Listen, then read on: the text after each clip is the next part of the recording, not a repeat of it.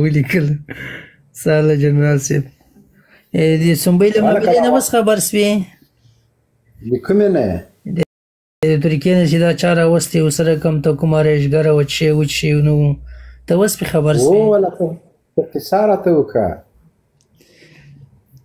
دا په ترکیې کې یوې رایشګرې راوستې او تر لندنه پورې بیا د هغې نه پیسې هم خوړلې ولې له دې جنې بیا پښې سپکې کړې وې تللی وې امریکا ته په مکسیکو باندې واوښ قاچاقي ده راته ډیپورټ کول هم د ټرمپ له خوا نه 90% شک شته ده ځکه چې دا کوم خلک قاچاقي په هغه باندې اوښتي دي هغو ته که نظامي او که غیر نظامي هغه نه پرېږدي یو هغه خپل نفران یې ول چې هغو ته ګرین کارټونه هر څه یې ورکړي هم دي طیارما یو کال پیشکایي تنخواګانې هم ورکړي دي هغه کوم چې اصلي د امریکا ګوډاګیان او سپیان ول او دا نورو ته لا اوسه پورې ملته پراته دي هغه که د وکیل زوی او که د والي زوی د هغو کیسه کې بیا دومره نه دي ته لکه چې اوس نن خبر شوی هماغه بیا رایشګارې قیسې نه وښه ښایي دا هغه سره تللی و له ترکیې نه بیا پیسې یې وهلې وې د واده خو یم څه معامله ورسره روانه کړې وه هو داسې نور زیات پې هغه نه یم خو لکه د یوې کومې ښځې سپورټ کړې وه رایشګره والا هو دا قصه په لندن کې شوې ده ته دا قصه ماته وکړه ښه بیا دې چې دلته چې راغلی و دلته یې دوکه موکه ورکړې ده بس له دې چې نه پښې ترې سپکې کړې امریکا ته تللی جلکۍ دلته اوس پر یاد ده خو کور دې آباد یې همغې جلکۍ چې خپله یې ویډیو نه ده جوړه کړې خپله یې خو هغه جلکۍ تاسو را پیدا کوئ که نه نو زه غواړم چې لایف خپرونې ته یې راولم بس انشاءالله کېدای شي خبره دې خلک ریکارډ کړي او تر هغې پورې ورسېږي بلکل زه ټولې پیسې ورته راباسم یو جنرال صاحب دا سنبۍ خېلو خو په واخان باندې ښه خوله لګولې ده وچه غپا یې شروع کړې ده ولې واخان کې څه کیسه ده ولاکه پوهېږم هلته لکه چې فکر کوم چې دوی کوم اوښی ده او که یا به یې کوم هغه د کورنۍ کوم کور به هلته پروت وي پنجاب ورنه نیولی ده پنجاب نیولی ده دا څه د کوپر پنجاب ده واخان یې ښایي ونیوه څه خبر یم درې ورځې بعد تا پسې را روان دی دا واخان د دوی د مور په مهر کې مونږ ورکړی وو د خور په مهر کې اخیستی وو دا واخان خو څه کوزړۍ نه ده نه کوم بدنۍ ده نه د نسوارو ډبی ده چې بس څوک به یې واخلي ویسته به یې ویسي بلکل دا خبره موږ ورته اعلان کړی دی چې ولې تاسو خو د وطن دوستۍ د وطن پالۍ افغان فعالیت ایډیو دعوګیران یئ بیا داسې خبرې ولې کوئ خو لږ په خیر باندې وغږېږي لږ داسې یو کار وکړي چې وطن ته مو خلک خدمت وکړي خو دا غواړي چې له کسته دا کار وکړي شرمېدلي خلک دي الله دې همدغسې ذلیله لري ملګرو دا لایف درسره شیر کړئ شیشه سره وټکوئ بس څه ووایو جنرال صاحب ښه جنرال صاحب لوګر هم نیولی ده فکر کوم لوګر دې ونیسي خدای دې مونږ فارم سره د کار نه لري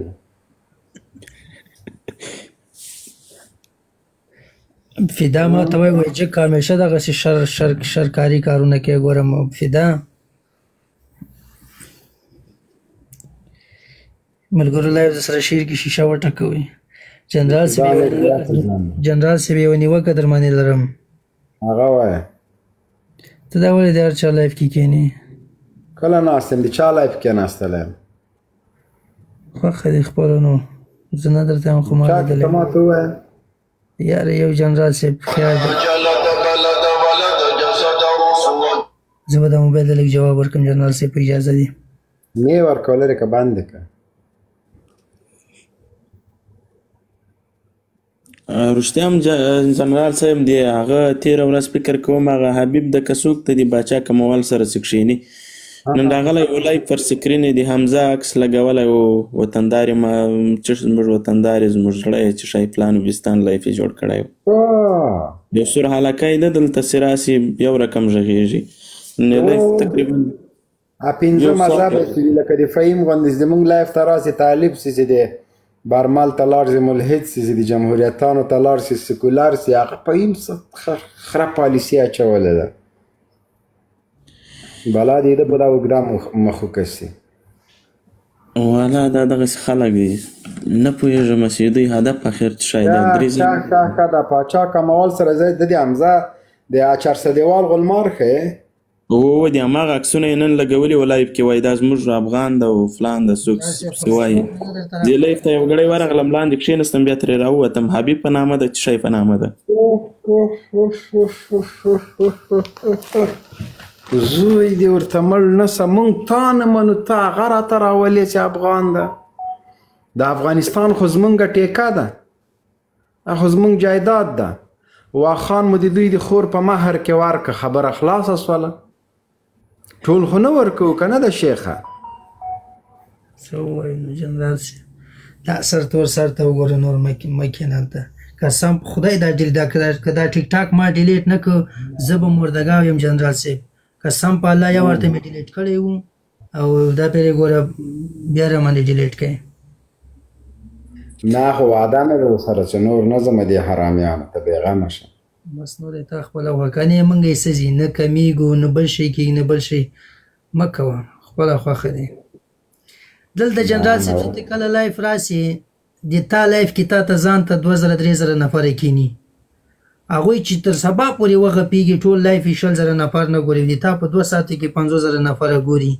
بیا چې زه لایف ووسېږم ولاکه مې 15 منټه هم په لایف کې ایسار کړي زه خپل لایف بندوم راځمه خود به بنده دغه کار خو به لازمي کوي دا خو به د تا هغه نیکم کوي دا خو ما له اول نه کړی دی جنرال صاحب داسې نه چې وسې کوم له اول سر نه وګوره یو سنبخیل پکې راپورته کړه جنرال صاحب د واخان پاک له لږ خبرې ورسره وکړو تاسو راسئ واخان څه کیسه د اول خو دوی باید ما خبر کړي چې واخان کې څه چل یو خو د فدا انټرنیټ د خدای پاک انصاف روزي کې بله ورځ دې په ما غټ شک وکړو ما قسم درته وکړو چې جنرال صاحب ما والله که یې څه کړي خو هغه فدا ماته وویلې فدا راتللی وایي دا شیخ مې کته کوي دا فدا خو بس زه د سره ګورم دا رخوا وایي یو طرف ورته سلام علیکم دا جنرال صاحب السلام علیکم تر څنګه خې جوړه تکړه شیخه تر څنګه خلک جوړه غره دا څه کیسه ده دا واخانم چاته ورکه جنرال صاحب دا اوس کرسمس شپې ته انتظار دا ورته کامره د خلاصه کې صفاته درته ولګيږي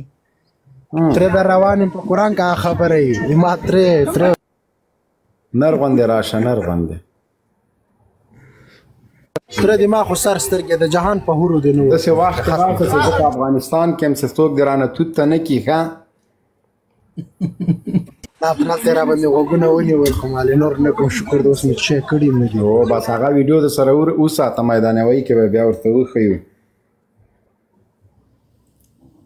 تا ویډیو را سره ستاسو تر قربان دي سمتر نور خو خیرات ده ان شاء الله د واخان له قصې خبره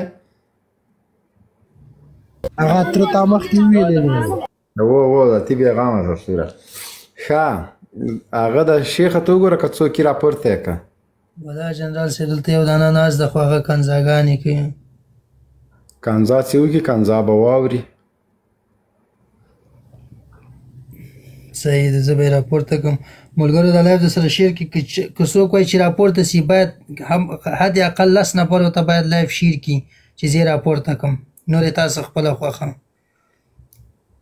لایف د سره شیر کوي دا د فدا ما بیا راپورته کوم شیخ هغه ښکنځل داسې هلته یې ښکنځل وکړه دا هغه سپی خو بېادبي دې معافي ورکوه ایسته که اوس به مې له خولې نه چې وتي بولم او دا خو دوی حاسب و دا نور څه ویډیوګانې کوي چې زه خپل ملګرو ته وایم چې ما کس چا لګولی څنګه ښکنځل مه کوئ یا څنګه پلان و بستان دا یې دوی فارسي ده 2 کاله چې هغه کوله دومره مهمه نه ده سنبۍ دومره د نر زوی نه ده ما ته ټول بیکګراوند معلوم سو ټوله کیسه یې معلوم سوله پوه سولې او بالکل د مینوال هم راته معلوم دي په ټویټر کې قسم په خدای که څوک فالو کوي مسلم وګوره بالکل جنرال صاحب وسلې دي دوی او دا ټول د په یو ور راجي کړل د اوس کوم یو سره وغږېږم ما یو راپورته کوم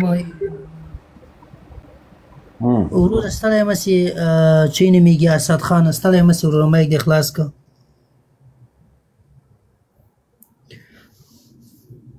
اسد خان غږ درځي؟ عبید مایک د خلاص کا. عبید ورحمۃ اللہ وبرکاتہ. وعلیکم السلام ورحمۃ الله. ملګرو شیشه ټکوي کنه در سره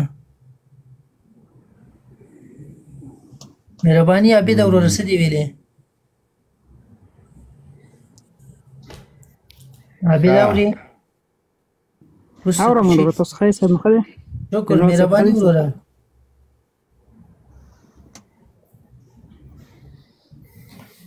شیشه وټکوي کنه بچملو لایو د سره ولې نشیر کوي؟ دلته دومره کسانو اپشن اچولي ولاکه پیږي سړی کوم یو راځي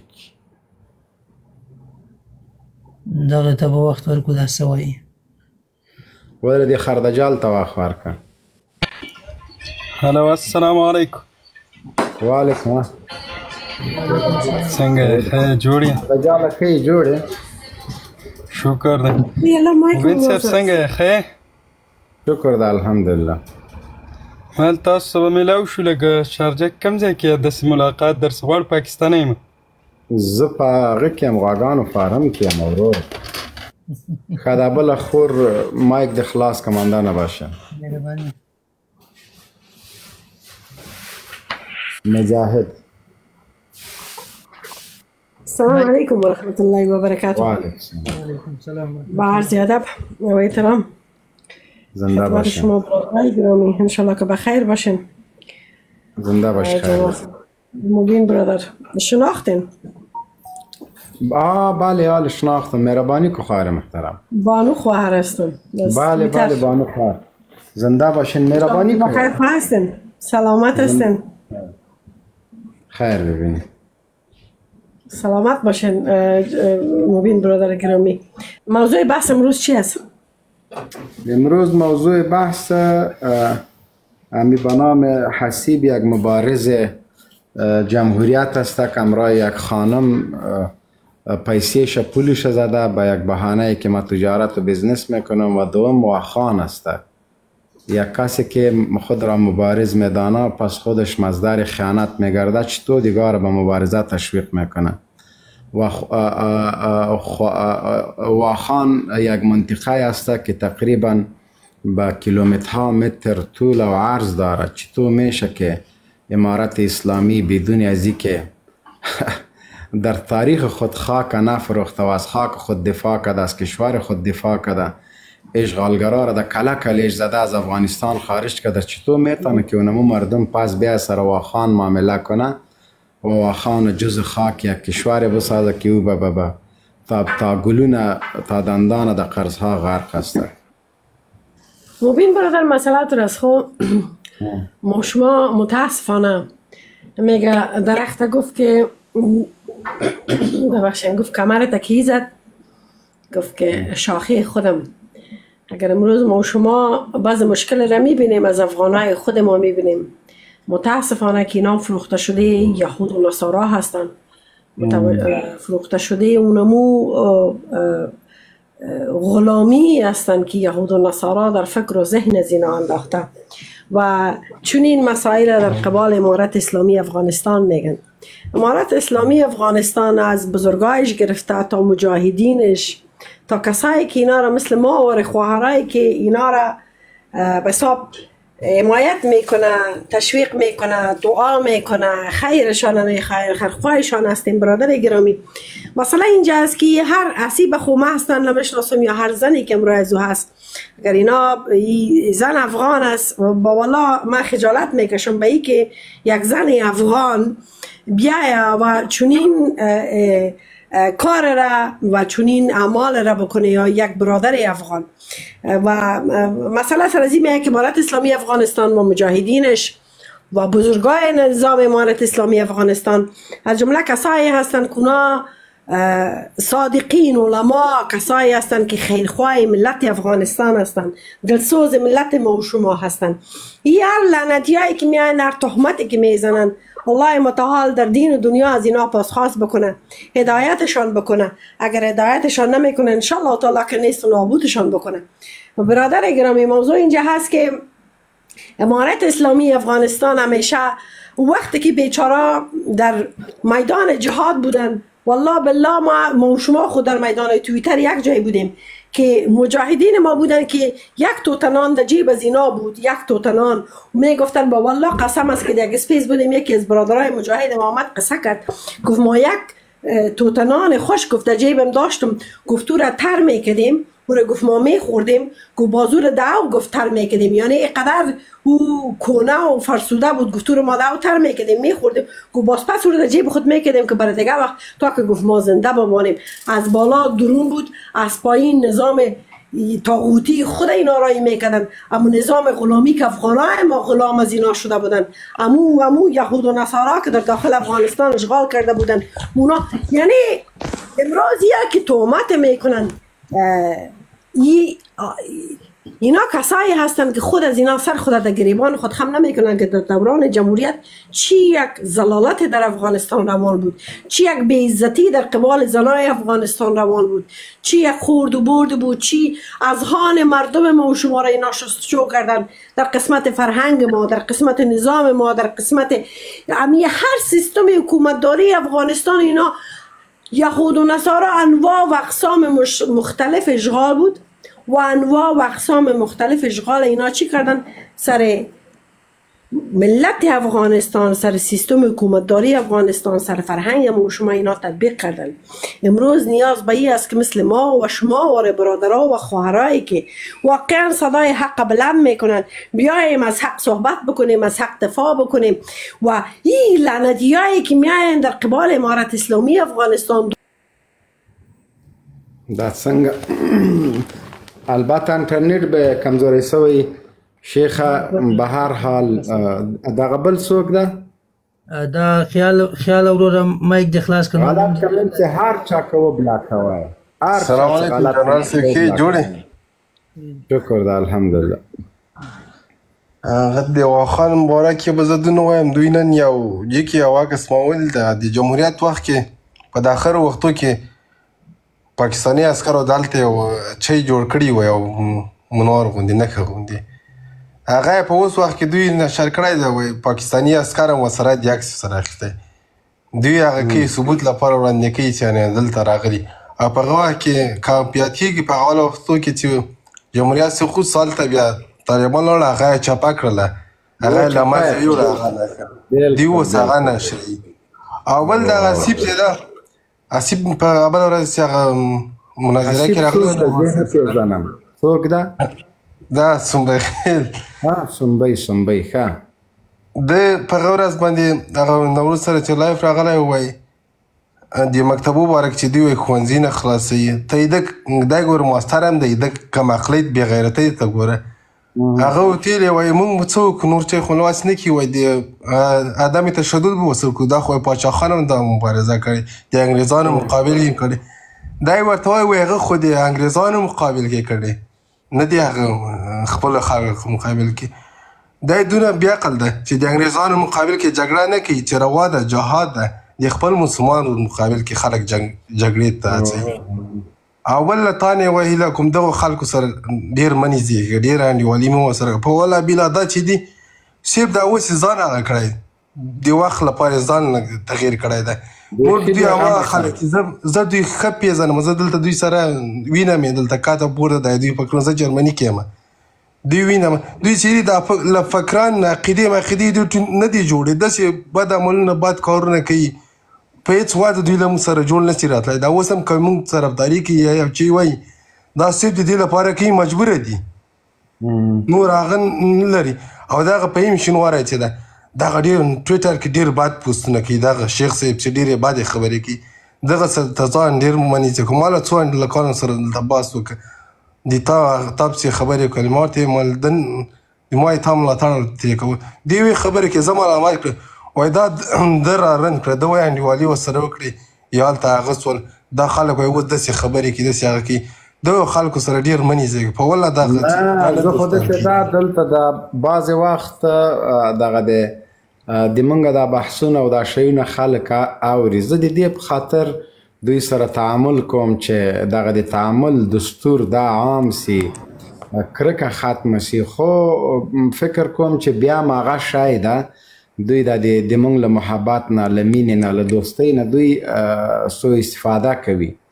نو اوس مې پسې راخیستې ده، نو پرېږدم یې چېرته نه اوس وروره. بلکل همدغه خبره، دوی سوء استفاده کوي، دا خلک نه دوستان کوي. دا دوی چې دي موږ ایډیولوژیکي اختلاف موږ دوی سره لرو. دوی چې دي سیکولران دا هېڅکله نه دوستان کېږي. دوی چې عقیدې جوړ نه شي دا موږ او تاسې دوستان نه کېږي. نور ښه وخت ولرئ، خوشحاله اوسئ. په مخه مو قدرمن شه. خیر. دانی مایک دې خلاص کړ. دانی څوک ده؟ ترور یې او که ورور یې؟ مایک دې خلاص کړ. سلام، شبتان بخیر. ما خانم هستم. من نمیخوایم در اول جنرال صاحب به خودتان سلام. ما درباره موضوع امشبتان نمیخوایم حرف بزنم. من صرف میخوایم درباره یک موضوع دیگه حرف بزنم. ما به می خاطر لایفتان ندیدم. اول کامنت کردم دیدم جواب ندادین، باز گفتم باش تو که من گپ ما خودم برتان بگویم.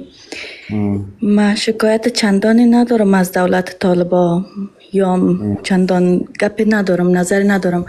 از حکومت قبلی هم ما چندان راضی نبودم، یعنی باعث یک شهروند رضایت نداشتم.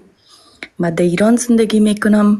مگم ما ویزای خدا هر 3 ماه یک بار تمدید میکنم. در جایی که ما ویزای خدا تمدید میکنم، یعنی ایرانیا سر افغانا صدای بز میکشه، ما بسیار دلم میسوزه. مردکی پیر میایه میگه بیگی ای کارت اقامت مسته ایره به من تمدید کو. برش پس ایرانی جواب میته، میگه من نمیتونم، برو سایت بسته است، ایره برو یک روز دیگه بیا. میگه تو برش افغان گفت یک چند روز صبر کو، دولت ترامپ میای 1 روز صبر کو، با 3 روز بعد ما کتو میفهمیم. به ایرانی رقم گفت. ایرانی چیزی که از دانش آمد، یادم گفت سرش صدای بز کشید، مشیشتگی نه لیاز زن میکنن، نه لیاز بچه را میکنن، نه لیاز دختر میکنن. و من نمیفهمم که از افغانا چی جور کردن. شما بسیار جگرخون شدم. مجبوریتتان چی است که در ایران زندگی میکنین؟ چرا در کشور خودتان؟ ما مجبور نیستم. ما بخیر پس میایم، هیچ کدام محدودیت ندارم. خدا رو شکر آمدم. ما زندگیم خوب است. شما را که بز صدا میکنه اصلا شما را نمیگه. بز که است که احمد شاه مسعود و میگن، حتما فکر از او را سر دیگه میکنه دیگه. شما سر ازی آزرده نشوین. مسعود واقعا هم بز بود، اما در جامعه انسان خود زده بود. خداوند شما را بخیر در افغانستان بیاره. بازی جمع قبر بز برتان نشان میتم. جنرال صاحب دغه نعیم په نامه باندې دغه ځوان پیژنې؟ نه والا. ته مهرباني مایک دې خلاص کړه نعیم خانه. سلامونه ټولو ته. جنرال صاحب تاسو ته دا چې امارات په وخت کې تاسو جنرال اوسئ، هیله ده چې تاسو رتبه پورته لاړئ. زه به درته ستر جنرال نه ووایم. زه غواړم د وخان په اړه یو دقیقه خبرې وکړم. موږ افغانان که هر څه وو، هر ډول وو، ولې ملي منافع هغه څه چې د جغرافیې د افغانستان لپاره دي، د هغوی لپاره باید هغه څه وړاندې کړو چې هغه د ولس په خیر وي. ځینې رسنیو کې به تاسو لیدلي وي، ځینې موضوعات راولاړ شوي دي چې واخان پاکستان نیولی دی یا پاکستان نیسي. واخان داسې یو جغرافیه نه دی، دا 380 کیلومتره ساحه ده چې له 14 کیلومتره په اوږدوالي، البته په پلنوالي له 14 کیلومتره شروع کیږي چې همداسې د چین خواته ځي تر 15 کیلومتره پورې رسیږي. هیڅ ارڅ بو غوي، خو متاسفانه زموږ ځینې خلک داسې فکر کوي، البته د شمال خلک چې هغه موضوعات را ولاړ کا یا هغه موضوعات د دښمن ډول ته هم ګډ شه ترڅو امارات ضعیف شي. نو زما په فکر دا د نظام ضعیفي نه، بلکې دا د افغانستان ملي منافع خپل وړاندې کول دي. نو هر څه به کوو، هر څه مخالفت دی، هر څوک چې کوي چې هر ډول سیالي کوي، ولې د سیال په ډول سیالي باید وشي. د واخان په اړه چې کوم نظریات موږ چې کوم تحقیق وکړو، له خبریالانو سره موږ تماس نیولی دی او زه د څو ورځې په دې کې یم هلته چې کوم کسان دي په واخان کې هیڅ داسې نشته. یوازینی هدف چې د دوی دا و د پاکستانیانو په نظامي برخه کې چې د کومه جنگ رامنځته شو په تبلیغاتي برخه کې دوی ماتې وخوړه او په دې دوی خپل اعلامیه هم خپاره کړه د خلکو د فکرونو د مغشوشولو لپاره د دې موضوع اخوا اړولو لپاره دوی دغسې تبلیغات وکړل چې پرېږده چې افغانان په دې ځای کې مصروف شي. دویمه خبره دا دی چې پاکستان زموږ داسې دښمن دی که څومره هغه ورته وکړو بیا موږ سره یو ډول تازاد دښمني لري. دوی دې ځای ته پلان لري. زما نظر دوی په رسنیو کې اوس غواړي چې دغه موضوع داسې یو ډېر عادي معرفي کړي د ټولو خلکو. په دې کې امارت هم چوپ نه پاتې کېږي ځکه چې هر وخت داسې موضوع راپورته شوی دی ټول هغه یو غږ یې پورته کړی دی چې هغه کې یو جواب دی وزیر د دفاع مو چې واخان زموږ د افغانستان د سر حیثیت لري چې تر څو پر موږ سرونه وي واخان به وي. دویمه خبره ده چې واخان داسې کوچنۍ ساحه نه دی تاسو به ټول په دې پوهیږئ دا ډېر اقتصادي ارزښت لري. دا نه یوازې د افغانستان لپاره ډېره مهمه ده حتی د چین لپاره ډېره مهمه ده. اوس تاسو غږ شته ما وړاندې هم وویل ګورې که چېرته پاکستان دغه ساحې ته رامخته شي چین سره سرحد پیدا کړي چینایان له پاکستان سره یو ځای ګوادر په هغه ساحه کې سرحد لري نو دوهم سرحد چینایان ضرورت نه لري دې سرحد ته. د دې سرحد په رامنځته کېدو سره دوی یو لوی افغانستان له لاسه ورکوي. د افغانستان موږ تاسو ته چې ناخبره یو تعلیم نه لرو نه پوهېږو. په افغانستان په هلمند کې چې کوم لیتیم دي د نړۍ په دویم نمبر هغه کې راځي چې سعودي د تیلو پاچا دی افغانستان د لیتیمو پاچا ده او په اوسني عصر کې د لیتیم چې د دومره مهم دي تاسو ګورئ چې اوس نړۍ ټول هڅه کوي. نعیم صاحب محترمه په بخښنې سره ستاسو خبرې مې قطع کړلې څه فکر کوي په دغه اوس خو تا دا خبره تایید کړه یوازې د واخان د جګړې لپاره باید اسلامي امارت ملاتړ وشي د نظام په عموم کې باید موږ د نظام ملاتړ وکړو. مننه زه به ستاسو پوښتنه کوم ښه پوښتنه ده. زه غواړم د افغانان یو څه په دې موضوع باندې داسې یو دقیقه وخت نیسم انشاءالله په دې باندې به اکثریت ملګري پوهېږي داسې نه د څوک نه پوهېږي ډېر خلک پوهېږي د پوښتنې ته که جواب راکړي مهرباني. زه به پوښتنې ته جواب درکړم. ګورئ یو په تاسو پیدا محمد صاحب ورور یو کار وکړئ چې تاسو خپل مخالفین وپېژنئ چې څوک زموږ څه ډول مخالفین دي. هر نظام باید خپل مخالف وپېژني مګر دا نشي کېدی چې یو کس د امارت د یوې کړنې مخالف ته تاسو فکر وکړئ چې دا خو زموږ د زوال غده او دا خلک مطلب هغه اعمال باید ورسره وشي. امارت چې کوم مخالفین لري درې ډوله مخالفین لري.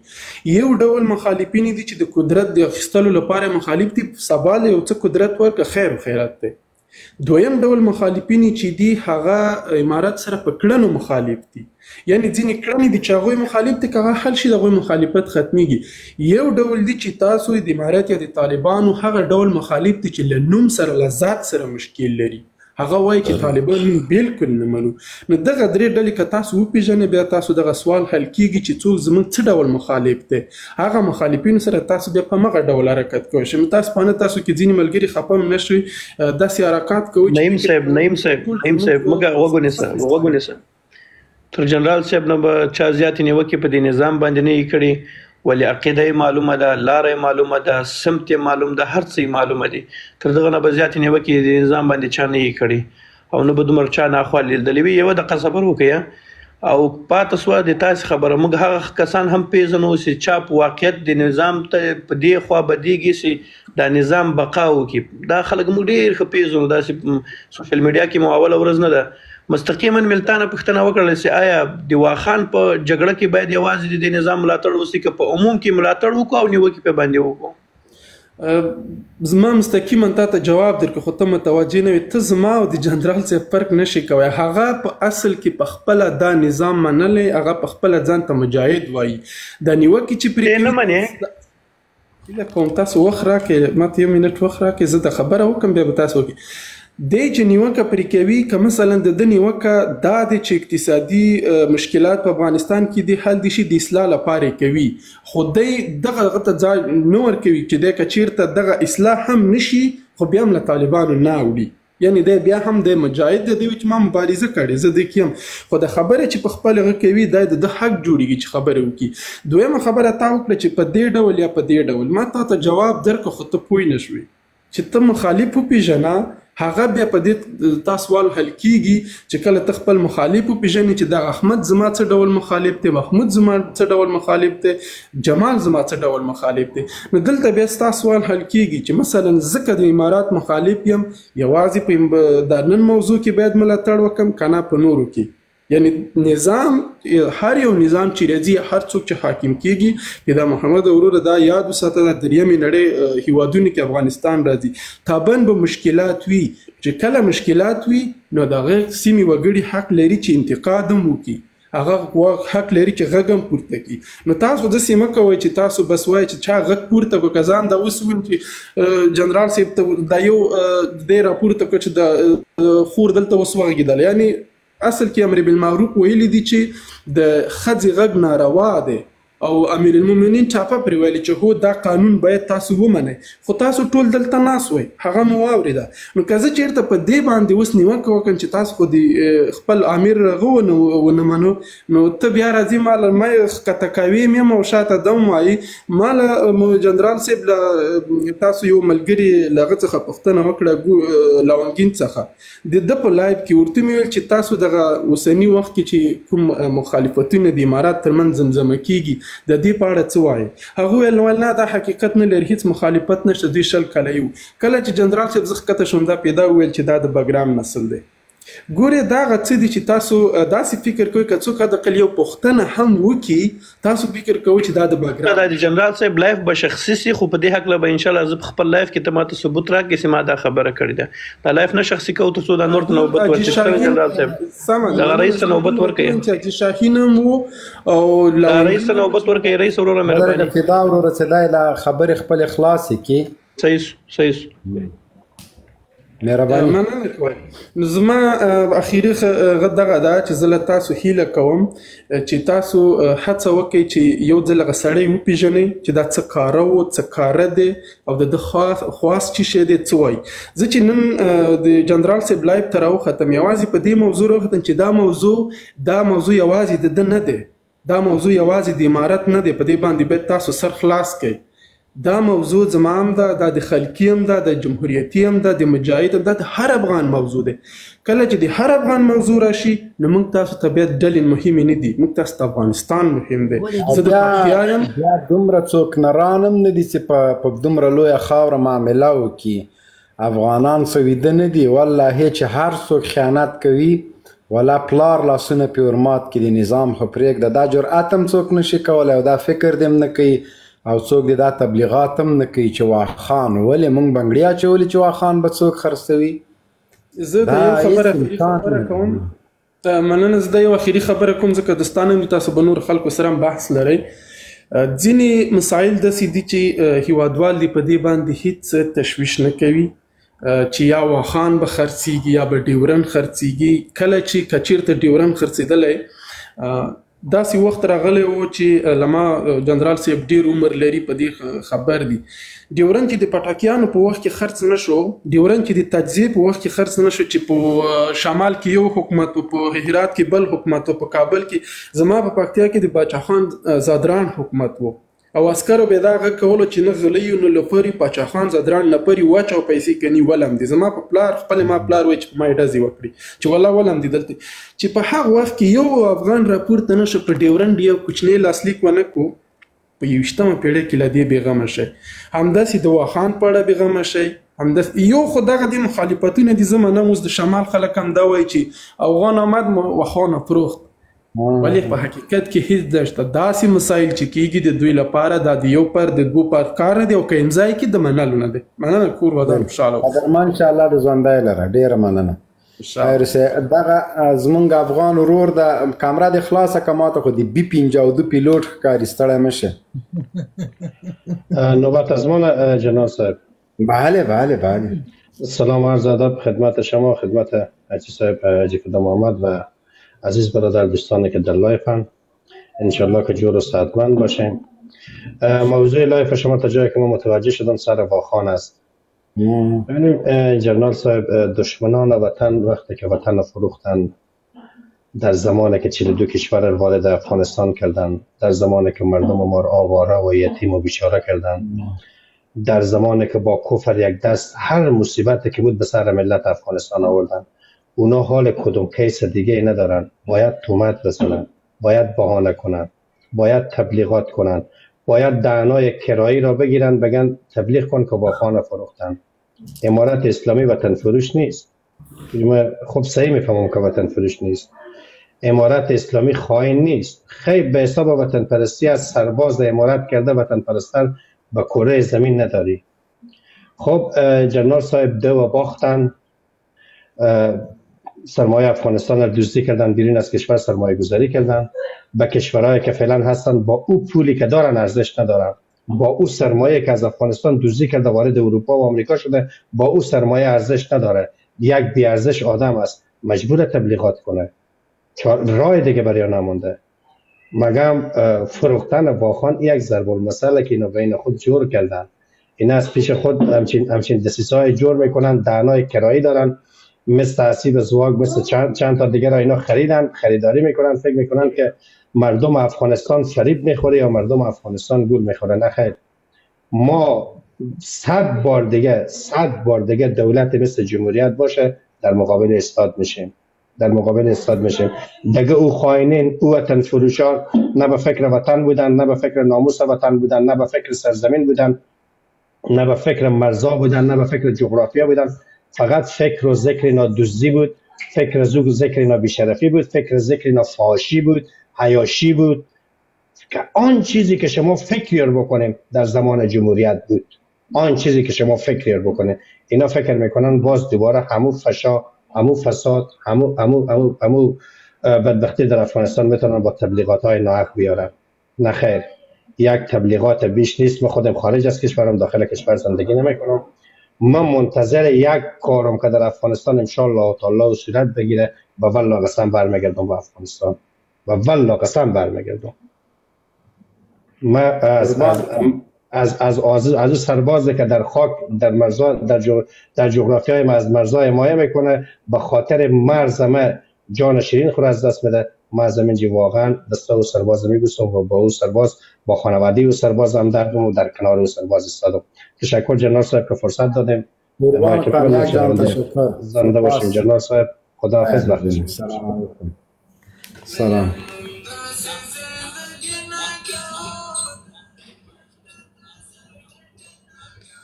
تاسو حرکت سو مقبل نوی شراغلی نوی صاحب ولیکن ماته اشکنزل مار بیا چاره وخیشم. کوم اشکنزل مار؟ ماشاءالله خو یو غړی مخکې شیخ ته شخصي حریم باندې کنزلی به نه کړي. نه هغه کله کنزل مار نه نه کوي، کله په ژوند هغه کنزلی نه دی کړي.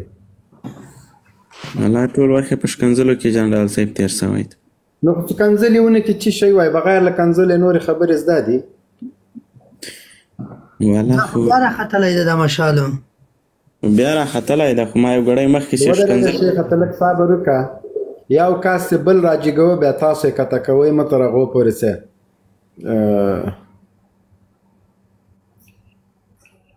ملګرو نن ګوره ما غږ ونه کړ چې لایف شیر کړی او شیشه وټکوئ. نه هم شیشه ټکولې نه هم لایف شیر کړی. ته خدای دا انسانیت ده، دا سړیتوب ده، دا افغانیت ده، دا مسلمانی ده، دا وطنداری ده چې زه دلته ناست یم او وروره ما خو تاسو نه ګلان غوښتي، نه مې زمري غوښتي، نه مې ګفټ غوښتی. صرف درته وایم لایف شیر کړئ، شیشه وټکوئ.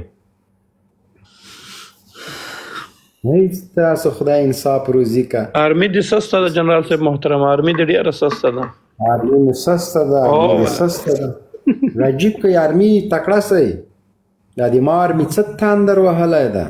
داسې ولې لږ مخکې چې زه راختلم به اویا نفرو ته لایف شیر کړه، حد اقل لس نفرو ته خو یې شیر کوي. لاس نه لاسو ته ولې 100 200 ته یې کوي شیر کوي. دلته چې چا د سنبۍ عکس لګولی زه په خپل لایف کې نه پرېږدم. او هر چا چې د سنبۍ عکس لګولی هغه د خپل عکسونه چینج کړي به زه راجع دا د کرزی راغلی دی زموږ لایف ته کرزی صاحب ښه سړی ده. السلام علیکم ډاکټر جنرال صاحب محترم جوړې خیرات د کراري د کرزی صاحب سلامت اوسئ ته ښې په خیر یې ملګري دې ښه دي شیخ صاحب ښې ته شکر د صاحب خیرات د کراري ده امر که ورور د واخانه مو جنرال صاحب په شیخ باندې د خپل بیبي داسې ګرانه دلته مې کومنټ کې قسم ورکړ ماره شیخ یې تار د ماشومانو په سر قسم یې ما راجي که دستي راجي کړه به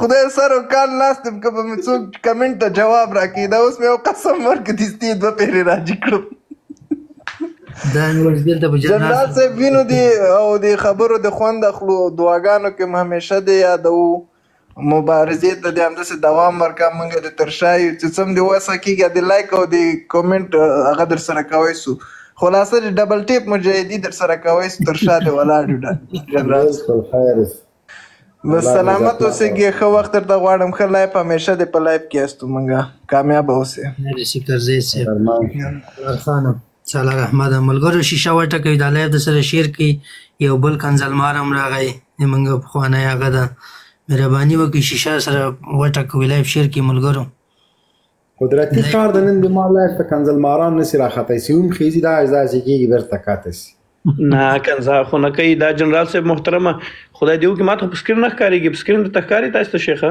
نه ما ته هم نه ښکاري نه وصحیح سو نو دا جنرال صاحب محترمه حقانی صاحب څه شهید و بیا د لایف ته راوخوت که د یاد وي هغه اواز یې ور واچاو چې ډېر پرې خوشحاله و دا هغه ځوان ده ما نه ده اورېدلی اریزونا وروره مهرباني سرشار اریزونا و مهرباني دا کنځلې کوي دا اواز یې نسته ده دا مغه چې چا باندې ما ولګوله دا ټاپه بیا هغه لاړه نو له جنرال صاحب لایف کې څوک شکنځلې نشي کولی هغه ویرېږي چې همدغسې دي نشي کولی او هغه به یې د حاسب غوندې د حمزه غوندې افشا کېږي ټول جنرال صاحب استخبارات ډېر قوي دي وې مسلم وروره د حمزه خو د عکسونه وایي ټول فوټوشاپ و دا رښتیا فوټوشاپ و چیرې یو میاشت مخکې جنرال صاحب له هغه فیسبوک باندې د پاکستان بیرغ له نوم سره یو ځای کړی و دغه ټول باندې خبر دی دغه هغه د خپل ملګري فیسبوک آی ډي باندې او بیا وروسته دوی دلته انتقادونه باندې وکړه بیا یې لرې کړه السلام علیکم وعلیکم السلام جرنال صاحب څنګه یې ښه